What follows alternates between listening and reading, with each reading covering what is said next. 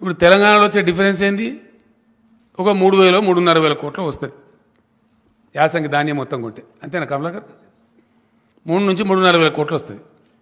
ఒక 3,500 కోట్లు 60 లక్షల మంది రైతులకు సంబంధించి, ఒక రాష్ట్రానికి సంబంధించి భరించలేని కేంద్రం ఒకడే దొంగ 21,000 కోట్లు మోసం చేస్తాడు, ఒకడు 18,000 కోట్లు చేస్తాడు.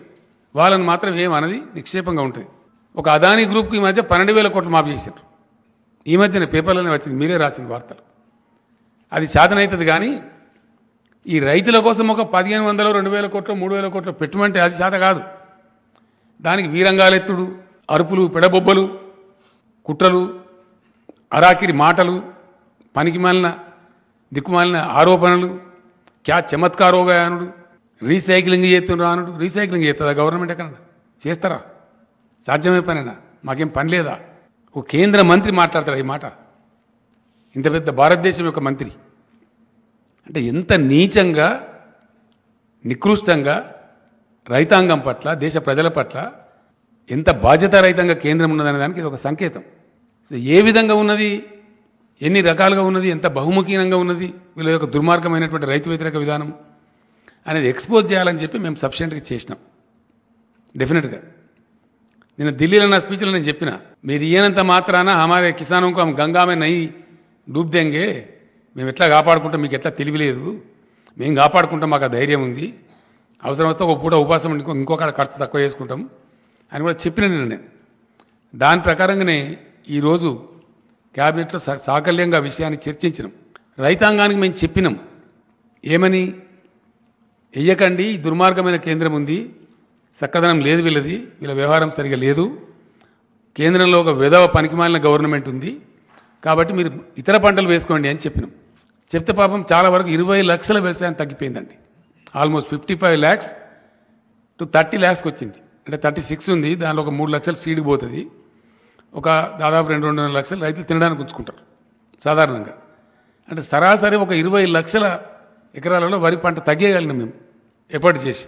ఆ టైంలో ఇక్కడ ఉండబడే బీజేపీ మేము కొంటాము, మీరు ఎంత నెయ్యండి, కేంద్రమే ఉంటుంది అని వీరంగాలు ఎత్తి ఓ దుర్మార్గమైన దుష్ప్రచారం చేశారు.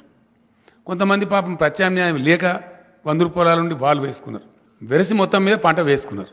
వేసినారు కాబట్టి ఇప్పుడు ఈ కేంద్రము ఈ చిన్నపాటి డిఫరెన్స్ మేము భరించము, మా వల్ల కాదని చేతులు ఎత్తేసారు. మేము చివరి దాకా ప్రయత్నం చేసినాం. ఇప్పుడు పంటలు వచ్చేస్తున్నాయి, ఆల్మోస్ట్ ఫుల్ స్పీడ్లో కోతలు స్టార్ట్ అయిపోయినాయి ముమ్మరంగా. కాబట్టి తెలంగాణ రైతాంగాన్ని ఫ్రీ సబ్సిడీ కోసం మేము ఇచ్చే ఖర్చు 12,000 కోట్లండి ఎలక్ట్రిసిటీ బోర్డుకు. రైతు బంధు కోసం రాష్ట్ర ప్రభుత్వం చేసే ఖర్చు 15,000 కోట్లు. రైతు బీమా కోసం మేము పెట్టే ఖర్చు 1,600 కోట్లు.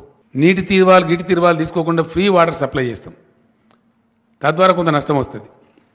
ఇన్ని రకాలుగా రైతాంగాని కోసం ఖర్చు చేసి తెలంగాణ గ్రామసీమలలో ఆనందం రావాలి, రైతు బాగుంటే ఆయన చుట్టూండే పనిముట్లు చేతి వృత్తుల వాళ్ళు కూడా బాగుంటారు, కుల వృత్తుల వాళ్ళు బాగుంటారు, గ్రామంలో ఒక సంతోషకరమైన వాతావరణం వస్తుంది చేసిన ప్రయత్నాన్ని ఈ శిలరమల్లర కేంద్ర ప్రభుత్వం తినాకరిస్తే మేము మా రైతాంగాన్ని చిలగొట్టుకోదలుచుకోలేదు. డెఫినెట్గా ఈ యాసంగి వడ్లను ఒక గింజ కూడా లేకుండా రాష్ట్ర ప్రభుత్వమే కొనుగోలు చేయాలని చెప్పి cabinet has taken a decision. దానికి ఆ వచ్చే వ్యత్యాసం ఎంత, ఆ వ్యత్యాసానికి మేము భరించాల్సింది ఎంత అనే దానికి ఒక 4 ఎక్స్పర్ట్స్ దాంతో చీఫ్ సెక్రటరీ ఆధ్వర్యంలో ఒక కమిటీ వేసినాం.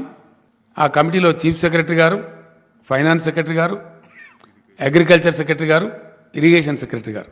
ఇరిగేషన్ సెక్రటరీ గారు గతంలో సివిల్ సప్లైస్ కమిషనర్ కూడా పనిచేసిండు, ఆయనకు అనుభవం ఉంది. ఈ 4గురిని కలిపి మేము కమిటీ వేసినాం. తక్కువ నష్టంతో ఈ ధాన్యం కొనాలి, డిస్పోజ్ కావాలి. ధాన్యం కొనుగోళ్లకు బ్రహ్మాండంగా రేపటి నుంచే యుద్ధ ప్రాతిపదికన కలెక్టర్లతో వీడియో కాన్ఫరెన్స్ పెట్టమన్నాం, ఆదేశాలు ఇచ్చినాం. గౌరవ మంత్రులందరినీ కూడా రిక్వెస్ట్ చేసినాం. రేపు ఇమీడియట్ జిల్లా కేంద్రాలకు పోయి టోటల్ అడ్మినిస్ట్రేషన్ గేరప్ చేసి ప్రతి ఊరిలో in each and every village కొనుగోలు కేంద్రాలు స్టార్ట్ చేయమని చెప్పినాం.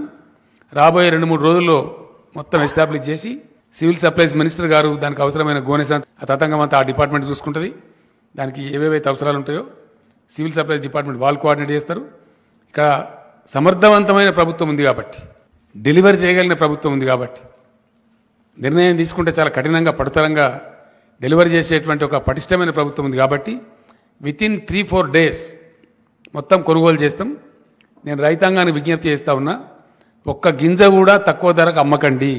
1960 రూపాయల ఎంత ఉంది అది? 1960 అయితే ఎంఎస్పి ఉందో టంచన్గా 1960 రూపాయలు మీకు చెల్లిస్తాము. గతంలో ఎట్లయితే మీ బ్యాంకులకు వచ్చినాయో అదే పద్ధతిలో మీ బ్యాంకులకు వస్తాయి. ఈ దిక్కుమాలిన కేంద్రం మనకు మొండి చేసి చూపించినంత మాత్రం మనం చిన్నబుచ్చుకునేది ఏం లేదు. ఎందుకంటే ఎప్పుడు చూడని నీళ్లు చూస్తున్నారు, ఎప్పుడు చూడని కరెంటు చూస్తున్నారు. మంత్రివర్గంలో మాకు అదే చర్చ జరిగింది. ఎందుకంటే ఎప్పుడు ఇదివరకు లేనటువంటి ఒక ఫీల్ గుడ్, ఒక అద్భుతమైనటువంటి ఉల్లాసభరితమైన వాతావరణం గ్రామసీమలలో ఉంది. పొలాలు పచ్చగా కనబడుతున్నాయి. పల్లె పల్లెలో పల్లేరులు మొలిసే పాలమూరులో అనే కాడ పల్లె పల్లెలో పంటలు పండే పాలమూరు కాడ అని చెప్పి ఇప్పుడు ప్రజలు పాడుకుంటున్నారు. ఎస్, అదే కవి చెప్పిండు నాకు. పీరీల పండుగ అప్పుడు గోరే టెంకన్న గారు వాళ్ళ ఊర్లో ఉండే. నేను తెల్లారి రమ్మని చెప్తే వచ్చిండు ఆయన. ఎక్కడికి పోయిందంటే అక్కడ పోయినా, మా ఊరికే పోయినా. ఇంతకుముందు ఎడారిలాగా ఉండే సార్ ఇప్పుడు కోనసీమలాగా ఉందని చెప్పిండు ఆయన. అంత అద్భుతంగా పంటలు పండుతున్నాయి. కాబట్టి ఆ వాతావరణం డిస్టర్బ్ చేయొద్దు, మళ్ళీ మన గ్రామసీమలలో వెలితి తేవద్దు. సరే, మనకు 2,000, 3,000 కోట్లు, 4,000 కోట్ల ఖర్చు అయినా మంచిదే. రైతాంగాన్ని చిన్నబుచ్చొద్దని చెప్పి ప్యూర్లీ రైతుల యొక్క ఇంట్రెస్ట్లో ఈ కొనుగోలు చేయాలని నిర్ణయించినాం. కాబట్టి రైతులు ఎవ్వరు కూడా ధాన్యం తక్కువ ధరకు అమ్మకండి. No distress sale. ప్రతి గింజ ప్రభుత్వం కొంటది, ఒకరోజు వెనుకనో ముందో. కాబట్టి దాన్ని చేయాలని చెప్పి కోరుతున్నాను నేను. మీరు తక్కువ ధరకు అమ్ముకోవద్దు. హాయ్ ఫ్రెండ్స్, మా టుడే టుమారో యూట్యూబ్ ఛానల్ చూస్తున్నందుకు చాలా థ్యాంక్స్. మరిన్ని లేటెస్ట్ వీడియోస్ కోసం వెంటనే సబ్స్క్రైబ్ చేయండి. అలాగే ఈ బెల్ ని కూడా రింగ్ చేసేయండి. మా నోటిఫికేషన్స్ అన్ని మీ మొబైల్లో వస్తాయి. అలాగే మా వీడియోస్ మీకు నచ్చితే లైక్ చేయండి, షేర్ చేయండి, నచ్చకపోతే కామెంట్ చేయండి.